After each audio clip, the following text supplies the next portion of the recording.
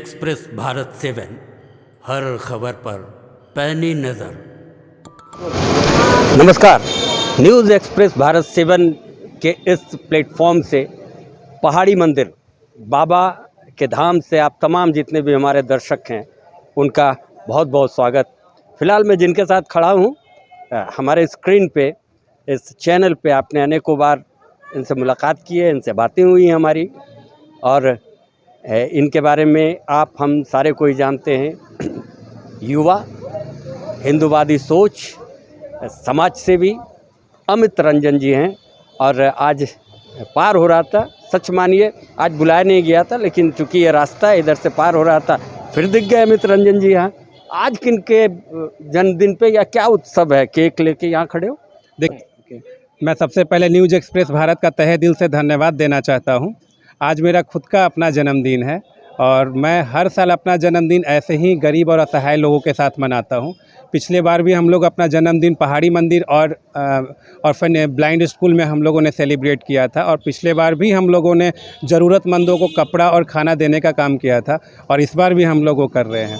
हम लोग ऐसे बहुत ही ऐसे असहाय लोग हैं, जैसे मैं पहाड़ी मंदिर पे भी जब भी आता हूँ यहाँ पूजा करने के लिए, ऐसे लोग होते हैं, हम लोग इनका भी जन्मदिन मनाने का काम करते हैं, और इन लोगों के लिए जो भी ज़रूरतमंद की चीज़ें होती है हम लोग उनको पूर्ति कराने के लिए भी काम करते हैं। अमित, आप युवा हो, आपके काफ़ी युवा मित्र होंगे, और आजकल तो वो क्या क्या शैंपेन के बोतलें खुलती है और बड़े बड़े जगह में बैलून वगैरह लगा के जन्मदिन मनाते हैं। ऐसे में आज का युवा कहाँ अचानक भगवान के धाम पे आके, खैर भगवान के धाम पे आना तो हर युवा आ रहे हैं, लेकिन आप ऐसे ही जगह पे आखिर क्यों आते हो?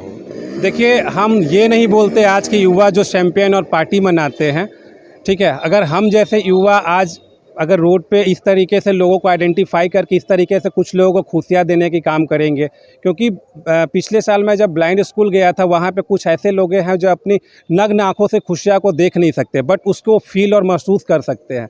तो ऐसे लोगों के साथ मुझे अपना जन्मदिन मनाने में बहुत ही खुशी मिलता है, और मैं उसको अपनी ज़िंदगी में हमेशा उतारने का भी काम करता हूँ कि अगर मैं किसी के भी काम आ सकूँ तो मेरे लिए मेरे जन्मदिन पे मेरे लिए सबसे बड़ा तोहफा मेरे लिए खुद का वही होता है। जन्मदिन पे एक तो ये आप काम करते हो पहाड़ी मंदिर के पास आके, जैसा बताया ब्लाइंड स्कूल में, अनाथ आश्रम में जाके जन्मदिन मनाते हो।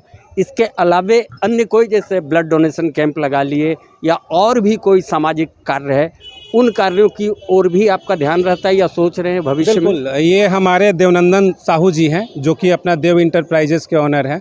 ये अभी एक बहुत ऐसे सामाजिक कार्य करते आ रहे हैं। इन्होंने थर्मामीटर, मास्क डिस्ट्रीब्यूट करने का भी काम किया है। इन्होंने ब्लड डोनेशन कैंप का भी आयोजन किया था माननीय हमारे देश के यशस्वी प्रधानमंत्री नरेंद्र मोदी जी के जन्मदिन के शुभ अवसर पे। तो हम लोग ऐसा बहुत ही सामाजिक कार्य करते आ रहे हैं और आगे भी करते रहेंगे। चूँकि नरेंद्र मोदी जी का नाम आपने ले आया है, और जैसा हम सबों को जानकारी है कि भाजपा समर्थक भी आप हैं, उनके लिए भी आपके दिल में भावना है, उनके लिए भी दिल में सम्मान है। बिहार के प्रचंड जीत पे अमित रंजन जी किसको सेहरा देना चाहेंगे? 10,000 रुपये को नरेंद्र मोदी जी को, या वहाँ के वैसे नेता जो एंटी नरेंद्र मोदी थे और उलूल जुलूल बोल रहे थे, किन के सर पे सेहरा बांधना चाहेंगे? देखिए, मैं सबसे पहले बिहार में हुई प्रचंड जीत पे एनडीए के सारे तमाम नेता को मैं बधाई देना चाहता हूं, और ये जीत का सारा श्रेय हमारे देश के यशस्वी प्रधानमंत्री आदरणीय श्री नरेंद्र मोदी जी को जाता है, और वहाँ के तमाम जनता जनार्दन को जाता है जो कि मोदी लहर में मोदी जी को चूज करने का काम किए हैं। नहीं लगता है कि किसी देश को चलाने के लिए, लोकतंत्र को चलाने के लिए एक मजबूत विपक्ष की बहुत ज़्यादा ज़रूरत है? और आज के तारीख में जो इल्ज़ाम लगाया जाता है कि नरेंद्र मोदी, भाजपा वो बरगद का पेड़ है जिसके नीचे जो भी आ जाता है उन्हें वो ख़त्म कर देते हैं। देखिए, मैं इस पर कोई टिप्पणी नहीं करना चाहता हूँ। मैं एक समाज सेवी हूँ, तो मैं ज़्यादा पॉलिटिक्स से रिलेटेड मैं आपको नहीं बता सकता हूँ। नहीं बता सकता हूँ, और यही एक अच्छे भविष्य का पॉलिटिशियन की निशानी है जिस रास्ते पे आप चल रहे हैं। चले, मेरे तरफ से आपको जन्मदिन की बहुत बहुत शुभकामनाएं, और उम्मीद करता हूँ कि अमित रंजन आपसे आपके उम्र के युवा, आपके बाद के जनरेशन के युवा बहुत ज़्यादा प्रभावित होंगे। उन युवाओं को अगर आपके तरफ से संदेश दिया जाए तो क्या कुछ संदेश देना चाहेंगे? देखिए, मैं आज के युवा को ये संदेश देना चाहूँगा कि अगर आप कोई पार्टी फंक्शन या कुछ इस तरीके से ऑर्गेनाइज करते हैं तो ज़रूरतमंद के साथ करें। और मैं आज के जो हमारे जो युवा जो बिल्कुल एकदम टीनेजर्स हैं, अगर वो अपने लाइफ में कुछ मुकाम हासिल करना चाहते हैं ना, तो आज के डेट में उन लोग जो मोबाइल का बहुत ज़्यादा इस्तेमाल कर रहे हैं, सोशल मीडिया प्लेटफॉर्म से उनको दूरी बनाना होगा।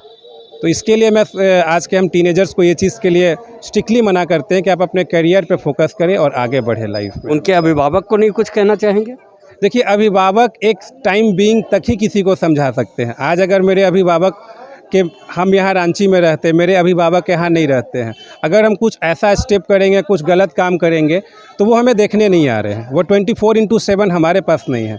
तो वो आपको अपने अंदर खुद से उस चीज़ को लाना होगा कि हमें अपने कैरियर के पीछे किस तरीके से पैशनेट होना है, किस तरीके से काम करना है। तो लगे हाथ उन शिक्षकों के लिए भी संदेश दे दे जो बच्चों को टास्क देते हैं, बोलते हैं मैम ये काम मिलेगा, गूगल कर लो, एआई से पूछ लो। आजकल तो हर चीज़ एआई पे अवेलेबल हो गया है। अब हम लोग जिस ट्रेंड में जब पढ़ाई किया करते थे, आप जिस ट्रेंड में करते थे, हो सके आने वाले टाइम में ऐसा भी हो कि एआई ही हमें पढ़ाने का काम करे। तो आपको नहीं लगता है कि एआई और गूगल पूरे तरीके से आने वाले जनरेशन को अपना गुलाम बना लेगा, सोचने नहीं, की ऐसा शक्ति नहीं, खत्म कर देखिए, देगी? आप किसी भी चीज़ का पॉजिटिव भी होता है, नेगेटिव भी होता है। अगर आप ड्रॉबैक्स में जाएंगे, अगर उस चीज़ का जहाँ पे आप यूटिलाइज़ कर सकते हैं, आप सही तरीके से उस चीज़ का यूटिलाइज़ कीजिए। अगर आप उसका कहीं डिमेरिट्स में आप यूज़ कर रहे हैं, तो वो बच्चे को या हमें किसी को भी नुकसान पहुँचाने का काम करेगा। अब जैसे मैं अपना बताता हूँ, अगर मैं अभी यहाँ के बाद मैं अपने घर पे जाता हूँ, मैं बैठ के रील्स देखता रहूँगा, तो मेरे लिए वेस्ट ऑफ मनी है। और अगर मैं किसी चीज़ से अपने मन को डाइवर्ट करना चाह रहा हूँ, तो मेरे लिए वो पॉजिटिव फीडबैक है कि मैं अपने मन को कैसे शांत रखूँ। तो हमारे हर एक सिक्का के दो पहलू होते हैं। हम किस चीज़ को आइडेंटिफाई करते हैं, वो हमारे लिए सबसे बड़ी चीज़ होती है। अंत में एक संदेश और चाहूँगा उनके लिए, उन माताओं के लिए जो अपने चार पैरों पे चलने वाले बच्चों को समझ रहे ना, जिसे घुसकना बोलते हैं, वो हैं। और जब वो रोते हैं, नटखट करते हैं, शैतानीपना करते हैं, वैसे में उनकी मम्मा, हम लोग माँ बोलते थे, आज के तारीख में उनकी मम्मा, वो मम्मा मोबाइल पकड़ा देती हैं। क्या वो सही है? देखिए, आजकल के बच्चों का ये ऐसा हो ही गया है ना कि बिना मोबाइल फ़ोन लिए वो खा ही नहीं सकते हैं। वो उस कल्चर में अब वो जो बच्चे हमारे जन्म ले रहे हैं ना, वो इसी तरीके के हो रहे हैं कि मतलब अगर मोबाइल फ़ोन नहीं मिलेगा तो खा नहीं सकते हैं। तो उनकी मम्मा जो है ना, वो भी उस जगह पे मजबूर है, वो भी कुछ नहीं कर सकते हैं।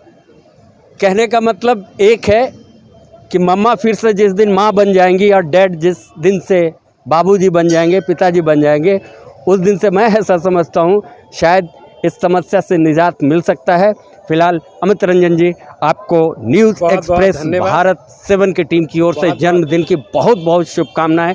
यूँ ही आगे निरंतर बढ़ते रहें और गरीबों, असहायों, ज़रूरतमंदों तक अपनी सेवा पहुंचाते रहें। बहुत बहुत धन्यवाद आपका, बहुत धन्यवाद। तो देखते रहिए न्यूज़ एक्सप्रेस भारत 7।